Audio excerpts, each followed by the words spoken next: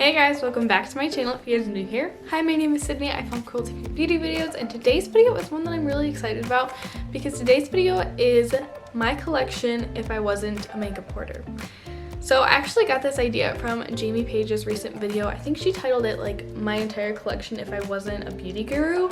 I kind of wanted to do my own spin on that because in her case she receives a lot of PR and a lot of products are sent to her, or she buys products specifically for her channel. Not that I haven't bought products for my channel, but I feel like the majority of my collection is just like me hoarding makeup. So I wanted to do a little twist on this video and just share my collection if I wasn't a makeup hoarder. So for these categories, Jamie put a restriction on 5 products per category. I don't think I even hit 5 for every single category. It was really interesting to kind of see where in my collection I have holes for holy grail products or products that I just haven't discovered, or things where I'm just like, if I could only keep 5, what would I keep? So it was a really fun exercise, and I thought it would be fun to share it with you guys on camera today. Of course, Jamie's video will be linked down in the description box below along with her channel, but let's hop into what my collection would look like if I was not a makeup hoarder. Alright you guys, I am really excited about this. Some categories were like super easy and was like bam bam bam, I got it, that's all I need, but other categories were really difficult, namely eyes, because I'm an eyeshadow junkie. That's probably that's definitely the biggest portion of my collection product wise, so I'm really excited to dive into this.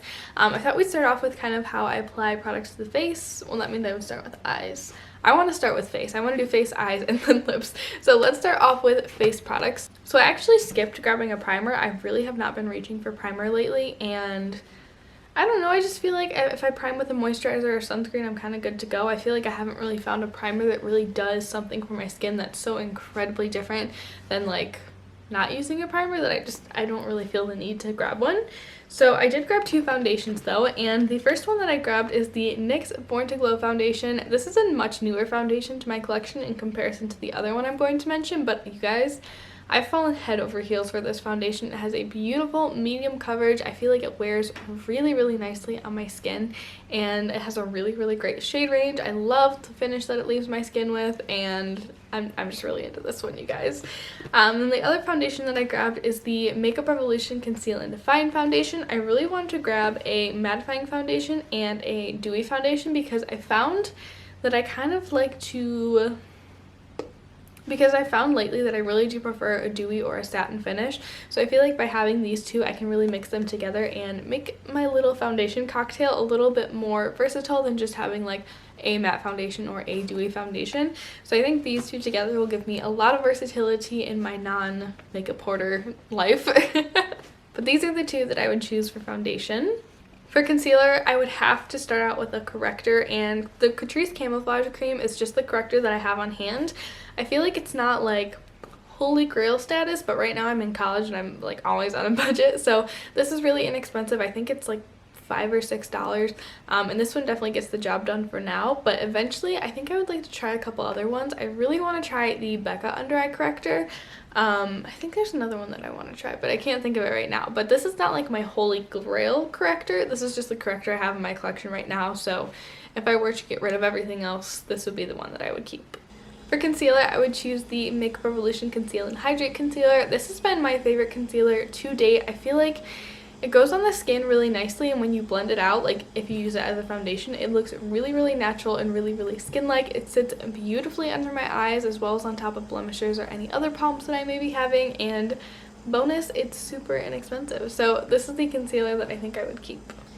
And as far as powder goes, I feel like powder was another category where I was kind of like, I don't really have a holy grail powder. I'm kind of in search of one, but if I had to work with the collection that I have right now, I think I would keep the Beauty Bakery Flower Powder. I don't really feel comfortable supporting Beauty Bakery anymore. Some things have come out over the past couple weeks that just make me feel really uncomfortable supporting them anymore, so I wouldn't, like if I had any other powders in my collection at this point, I wouldn't be using this one or showcasing it in this video, but this is like the only powder I have left in my collection right now, at least translucent powder, and so this would be the one that makes the cut by default. Alright you guys, let's move on to cheek products. So I decided to keep cheek products and face products separate because that's what Jamie did in her video, but cheek products was another one where I thought it would be more difficult than it actually was. I'm not gonna lie. I was very cutthroat and very like easily cutthroat in this one.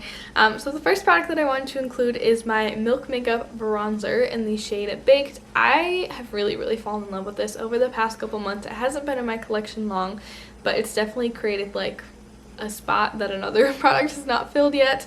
I think it's really easy to use. I don't have any issues with blending or it fading throughout the day. And I love the idea of having like a cream bronzer and a cream blush, just so I can put a powder bronzer and a powder blush over top of it to really lock it in on super duper long days. As far as cream blush and cream highlighter go, I decided to go with the Kosas Color and Light duo in the shade Velvet Melon. I picked this one mostly because I feel like the highlighter and the blush suit me the best out of these two duos, out of the other duos that I have, and I love that it's like a multi-use product, so I'm knocking out two birds with one stone. But I also just really love the color of this. I wear a lot of warmish toned looks. Even when I do colorful looks, I feel like a nice peachy blush would really suit a lot of them, so that's why I picked this one. And I just realized that I only picked 4 cheek products, so I'm actually going to throw in my Colourpop light sticks. This product I have a weird relationship because I love it, but like only for certain occasions. It's a rather glittery cream highlighter, which is really pretty for like when I'm filming or like a special occasion, but not so much for an everyday basis. But I think this might be fun to kind of have to like really make my highlighter pop. I did pick out 2 powder products for my cheeks, and they're both from e.l.f. actually. I have a lot of e.l.f. products in my collection. But the first one is the e.l.f. Glow, Gleam, and Beam highlighter palette. This is one of my favorite highlighter palettes, period. Drugstore, high-end, whatever. I love it. I think I got the light version. But again, I love this one because of the versatility that it has.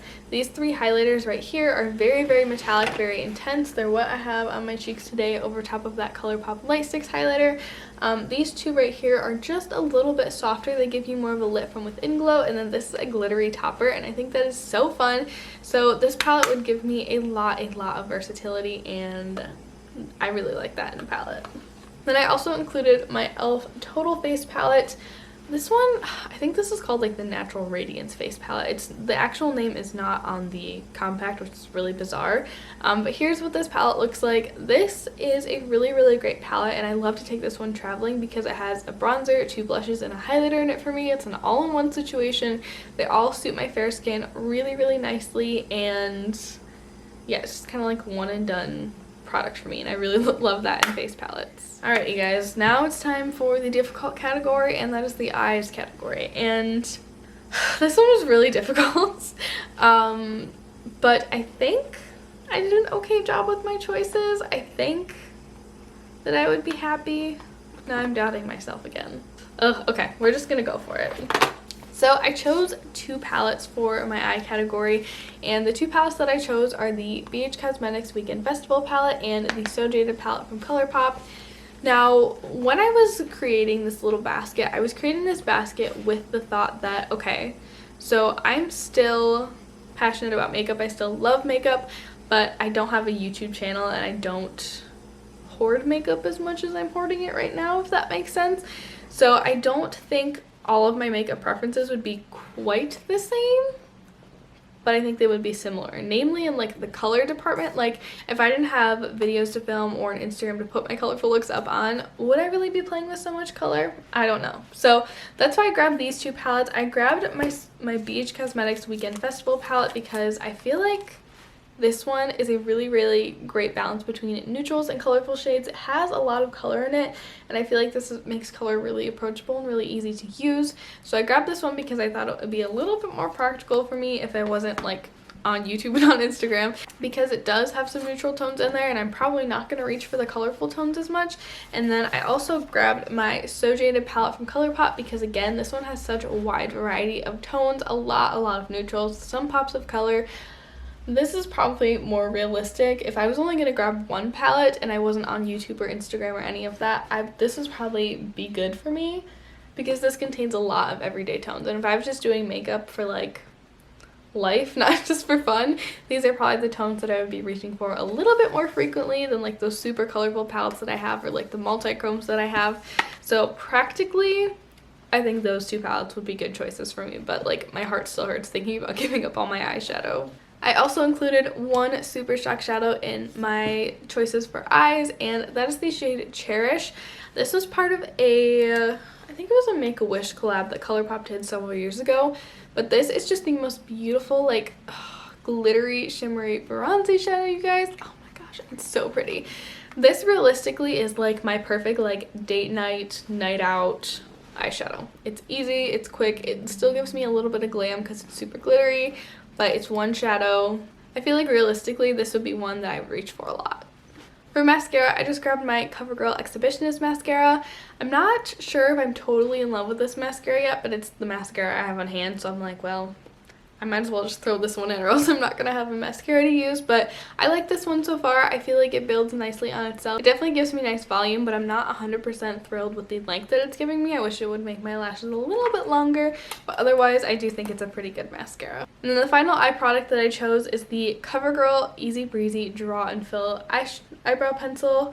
I like this pencil. Again, this is another product where I'm like, I don't think this is my holy grail, but like it would do. I really like this pencil because it has kind of that like angled tip right there, and I feel like that makes it super duper fast to fill in my brows, but it also has this like weird sponge tip thing with some powder on it that I'm just like not about. I don't think it's really useful. I feel like it doesn't really do anything for my brows, so I really like the pencil side of this one, but I'm not really a fan of the powder side. Alright you guys, and now we're finally on to lips.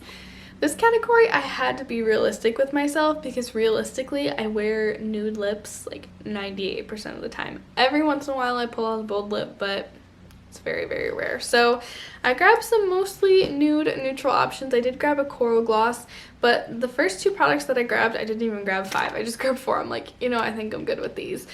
These are both glosses from Persona Cosmetics. This one is in the shade Peach, and then this one is in the shade Coral. Coral is what I have on my lips today a little bit. I didn't really put like a heavy layer on. I just kind of put it on a little bit sheerly. This is a beautiful like pop of color. This is like the most pop of color I usually like to go on my lips, even though I have an entire drawer full of bold lip colors. It's ridiculous, but this is what I'm more comfortable with. This is what I feel the best in. And then Peach is just a really, really beautiful kind of My Lips But Better shade. I chose the Persona glosses because I feel like they're very nourishing, but they also give like just the perfect amount of color. They wear off really nicely. They don't leave my lips feeling weird after they're gone, and I just really enjoy this formula. I also threw in my Colourpop Just a Tint Lippy Pencil in the shade Gimme Some More.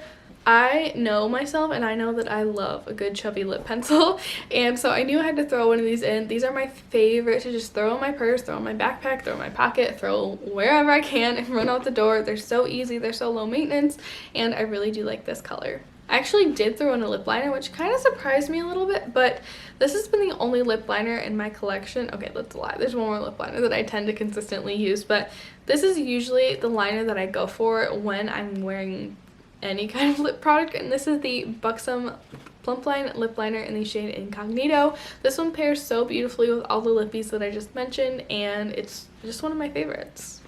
Alright you guys, so I think that's actually it, and that would be my whole collection if I was not a makeup hoarder and I went like super minimal. That's not a lot of makeup, and I think I would be really sad without my whole collection, but I think I could make it work. So I hope that you guys found this video helpful. I've also thought about doing the flip side of this challenge, like what would my makeup collection look like if I had never like discovered the makeup world of YouTube. I think that would be really interesting as well. I thought about doing like if I had never been on YouTube, but like as I said, I haven't really bought that many products for YouTube or anything like that. But if you guys want to see any variations of that video, let me know in the comments down below. I would love to film it for you guys. But thank you so much for watching. You'll have to leave me in a comment down below what's the one product that you would absolutely have to keep if you were kind of doing a similar exercise to this. If you had to get rid of like the majority of your collection, what would be your top product? I would love to chat about it down below.